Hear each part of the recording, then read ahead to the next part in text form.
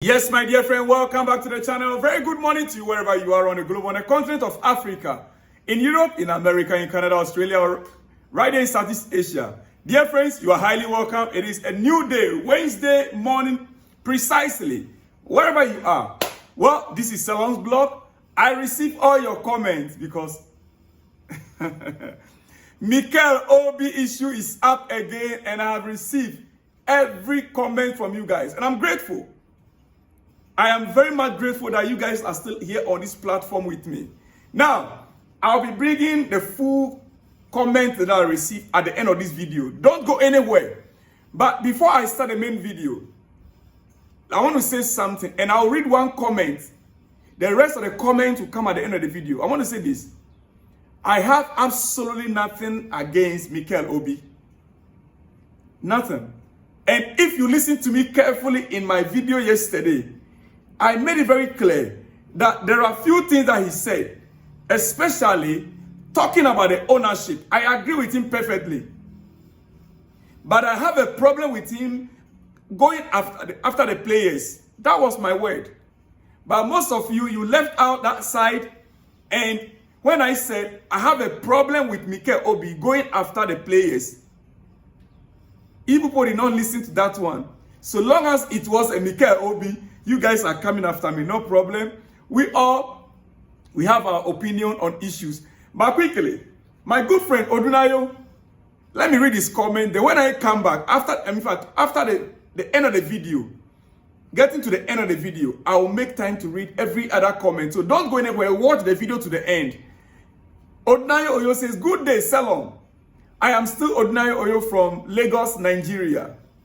And he continues, he said, I won't mind if you do not read this comment. After all, you haven't read any of the past 4 or 5 shows now. I agree with you. I've not read comment the past 4 or 5 times or shows now. Now I'm reading your comment. Okay, now let's go.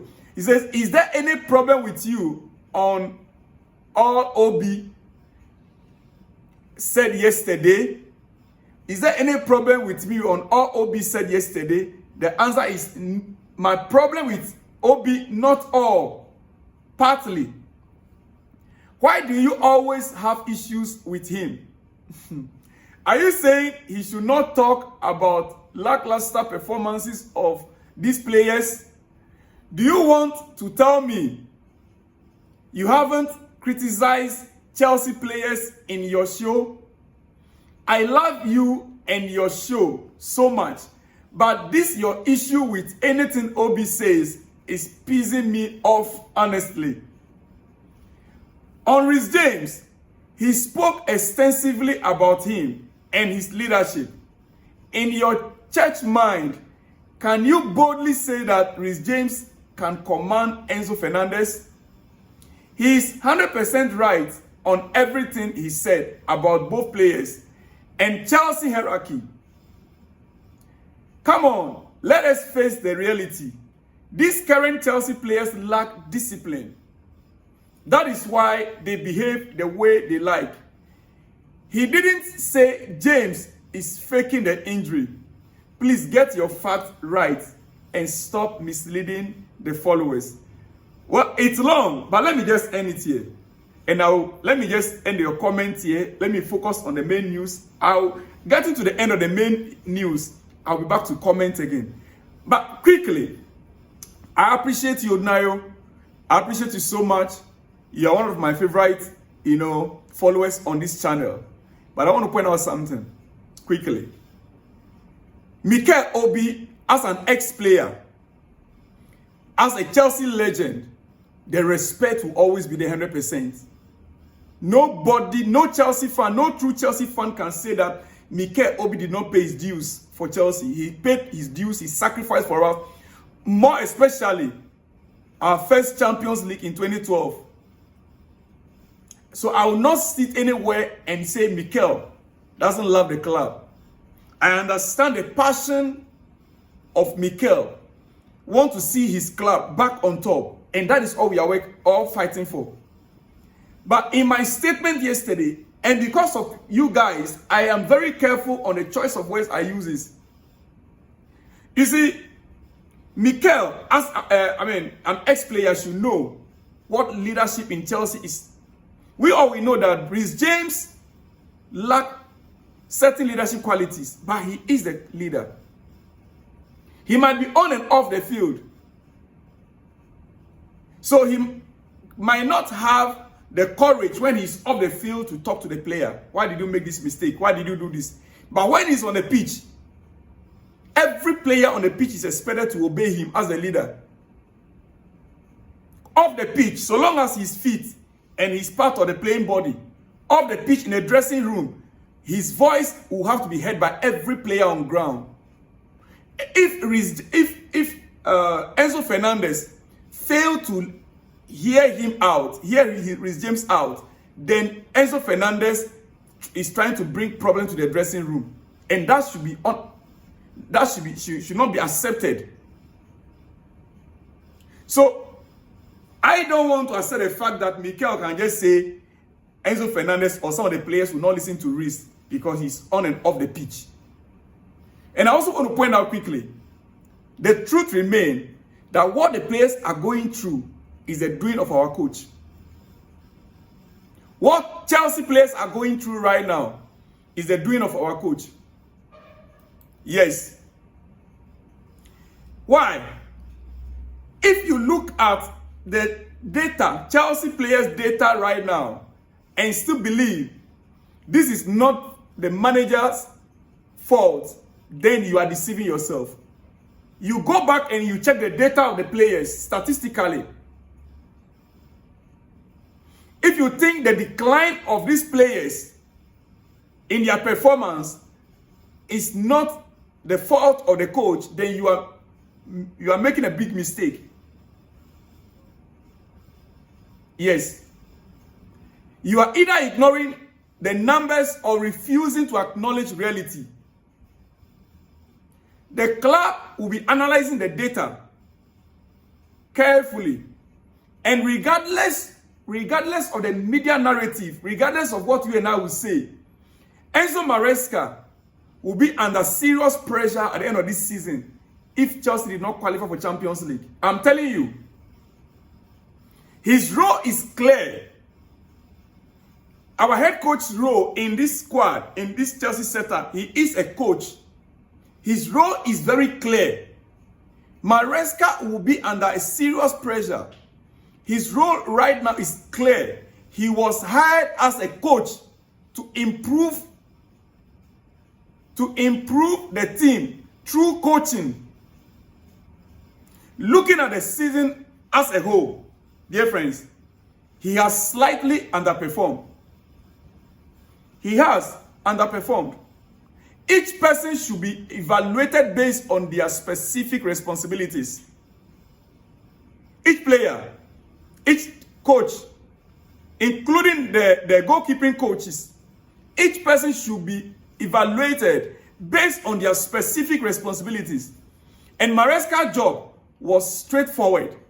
He was handed one of the best squad, young, talented squad in the Premier League at the start of the season. A squad that finished 6th last season, and a squad that has been strengthened again this season. Yes. The team's overall output falls on him. No doubt about it. The team's overall output falls on him. He earned rightful praise. He earned the rightful praise. Yes, he earned rightful praise for overperforming earlier in the season.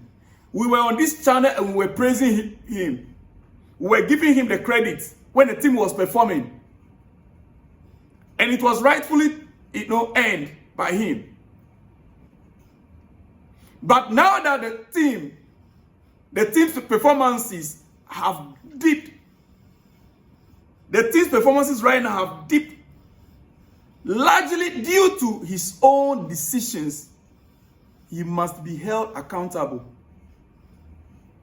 We have to stop blaming the players. We have to stop blaming the player, dear friends. It is a coach. Listen, to be honest with you, I am not panicking yet for this season. I'm not panicking yet because I believe in the quality of this squad. Though we lack experience, I still believe in the quality of this squad. Most of them were part of the squad. In fact, 70-80% of them were part of the squad last season. But my confidence in the manager is starting to waver.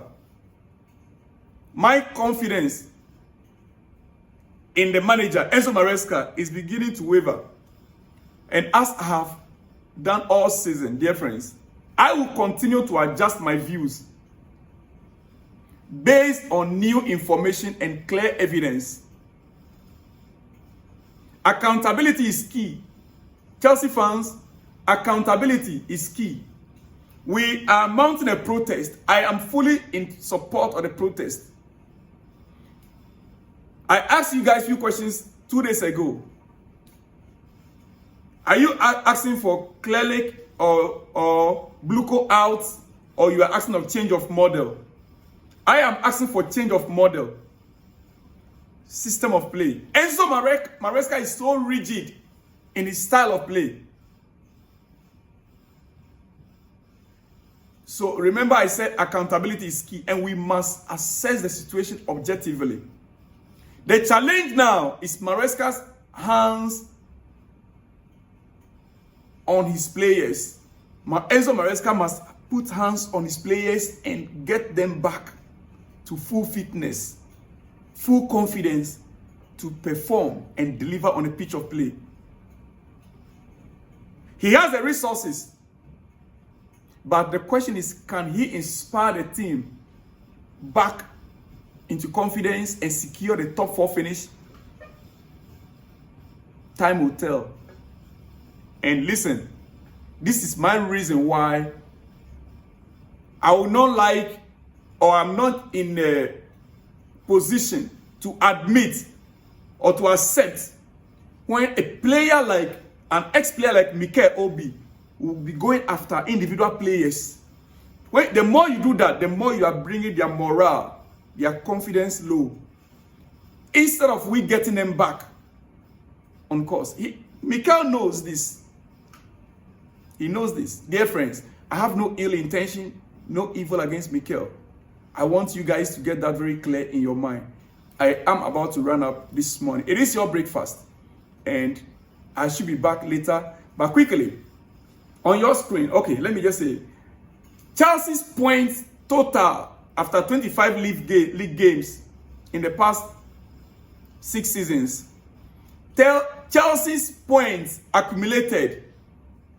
Chelsea total points accumulated after 25 league matches, starting from 2018-2019 season. Yes, accumulated points after 25 games. 2018-2019 season, Chelsea accumulated 50 points. 2019-2020, 41 points. 2020-2021, 43 points. 2021-2022, 47 points. 2022-2023, 32 points. 2023-2024, 35 points. That was under Pochettino. 2023-2024 is under Pochettino. Now, under Enzo Maresca, in this season, 2024-2025, after 25 league games, 43 points. I know many of you will say, Enzo Maresca has done better than Pochettino. I agree in terms of points. In terms of points. But hey guys, I want you to remember the availability of players for Pochettino last season and the availability of players for Enzo Maresca this season are different. Maresca inherited a squad that finished 6th on the league table. Pochettino last season inherited a squad that finished 12th on the league table. 12th on the league table the previous season. He inherited a squad in the season 2022-2023 season. They finished 12th on the league table. He now brought them to 6th position on the league table. And then Enzo Maresca picked from there. Now, you also have to have this in mind. The season ended well with Chelsea. Now, we are getting closer to the end of the season and we are beginning to perform badly.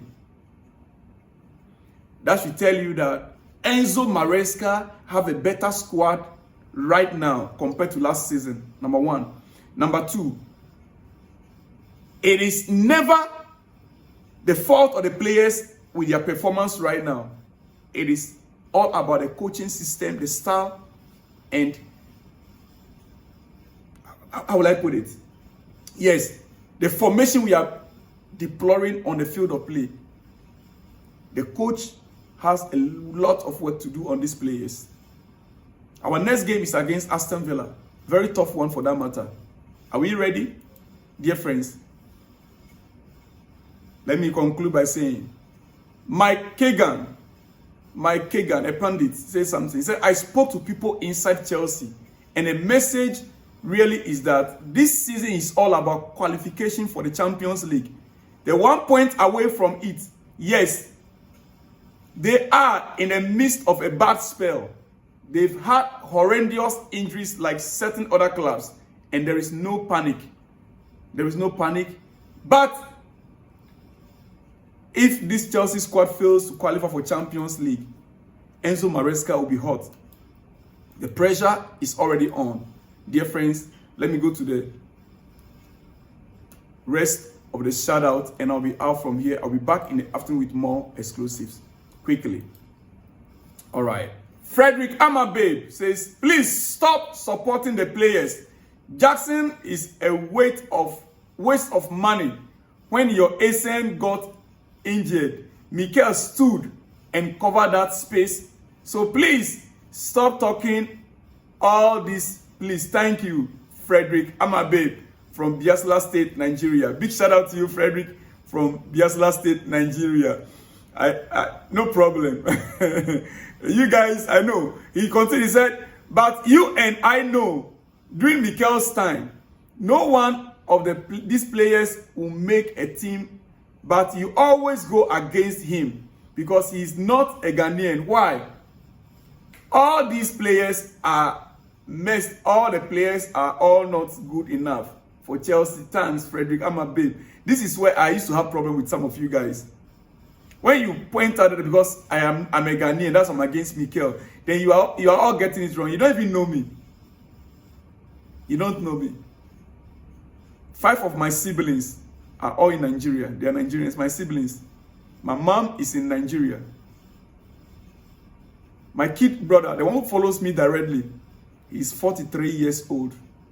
My junior brother, the one who followed me, Gogogo, who is in Lagos now, is 43 years old. So it's not about nationality. I qualify to hold Nigerian passport. You get it? Jackson is not a Ghanaian. What about that? Nicola Jackson is not a Ghanaian. Jackson is, how do you call it, from Senegal. But we are all Africans. In the next episode, I have a news for you on Victor Osimhen. So don't worry. Most of you guys, all you want is a Nigerian, because he's a Nigerian. Once he's a Nigerian, whether he's good or bad, we should just accept it. Anyway, big shout out to you, my brother, Frederick Amababe. Big shout out to you. The next one is what? I can't see the name well, but he said, Mr. Man, stop saying that because Mikel talk to true. I know. All of you definitely will come after me for my Mikel Obi issue. The next one says, hi, sir. You know me. Emenobi Art. Okay, my brother Emenobi Art. Oh, long time. He said, honestly, the way you talk about Mikel made me not to visit your show. All is well. Big shout out to Emenobi Art. You remember you are owing me. You are owing me. Don't run away. You are owing me. Emenobi Art. You are owing me. Don't let me come after you. You promised me. Anyway, big shout out to you guys all out there. Look, guys, I love you all. I appreciate your comments. Keep it coming. I'll be back in the next one. Shalom and peace.